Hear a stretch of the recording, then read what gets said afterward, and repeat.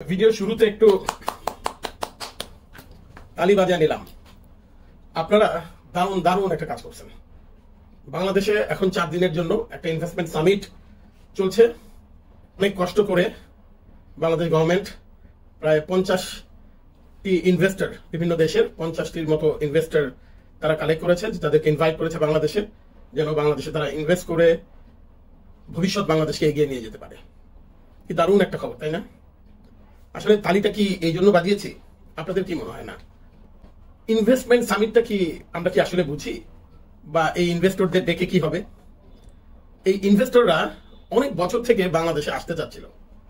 কেন? ওরা আমাদের দেশে তাদের টাকা ইনভেস্ট করবে, টাকা ইনভেস্ট করে তারা এখানে ইনফ্রাস্ট্রাকচার তৈরি করবে, বিভিন্ন প্রতিষ্ঠান তৈরি করবে, আর সেই প্রতিষ্ঠানে কাজ করবে বাংলাদেশের মানুষ। পণ্যগুলো তারা বিদেশে নিয়ে যাবে, পৃথিবীর বিভিন্ন দেশে তারা রপ্তানি করবে, কিন্তু বাংলাদেশের মানুষ একটা বড় অংশ এখানে কাজের সুযোগ পাবে। তাতে বাংলাদেশের একটা বড় ধরনের ইনকাম হওয়ার একটা সুযোগ আছে, যেটা গত 17 বছর হচ্ছিল না।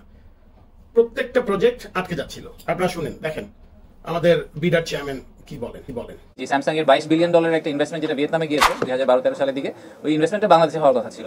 তো উনি যখন বাংলাদেশে এটাকে নিয়ে আসলেন, তো কোরিয়ান ইপিজেড এর যে জমি সংক্রান্ত কিছু বিষয় আছে, যে মিউটেশন রিলেটেড, যেটা তখনকার যে পলিটিক্যাল আউটফিট ছিল ওনারা মনে করেছিলেন যে এটা আপাতত কোরিয়ান ইপিজেডকে দেওয়া যাবে না, এটা ওনাদের কিন্তু ঝুলিয়ে রাখতে হবে, তো ওনাদেরকে মিউটেশনের কাগজপত্র দেওয়া যাবে না। স্যামসাং যখন তাদের ডিউ ডিলিজেন্স করার চেষ্টা করলো, তখন দেখলো যে জমির কাগজপত্র নাই, তো বললো আপনি এটা কবে দিতে পারবেন? তুমি বললো যে আমি বলতে পারি না আপনাকে আমি কাগজপত্র কবে দিতে পারবো। And that's how Samsung decided to move out of Bangladesh. এরপর দেখেন ইনভেস্টমেন্ট কেন বাংলাদেশে আসে না, এটা নিয়ে ব্যাপক আলোচনা হয়েছে, প্রচুর কথা হয়েছে। উই হ্যাভ টকড আ লট। বলেন তো, কথা বলা বন্ধ করে দিব? না, কথা বলা বন্ধ করা যাবে না। কথা বলতে হবে, কথা বলতে হবে, কিন্তু এইগুলা করা যাবে না। দেখেন দেখেন এই আসছিল না। কেউ কেউ আবার আল্লাহ তাআলাকে খুশি করার জন্য এগুলা করছে। একমাত্র আল্লাহকে খুশি করার জন্য আমরা মাঠে নেমেছি। এই দুনিয়াতে কোনো ইসরায়েলি পণ্য, ইসরায়েলি দেশ কোনো কিছু আমরা দেখতে চাই না। ভাঙচুর চালানো হয় নগরীর কেএফসি রেস্তোরাঁতেও। কেএফসি এমন একটা প্রতিষ্ঠান, যে প্রতিষ্ঠান প্রতিনিয়ত ইসরায়েলি পণ্য আনতেছে, ইসরায়েলকে সাপোর্ট করতেছে। ইসরায়েলে এত যদি কোত্থেকে পায় এরকম একটা প্রতিষ্ঠান। কি করছেন? গিয়ে দেখেন সিলেটে, চিটাগাঙে, বিভিন্ন জায়গায় তারা কেএফসি, বাটা এগুলা ভাঙছে। কি বাহাদুর এক একজন, দারুণ।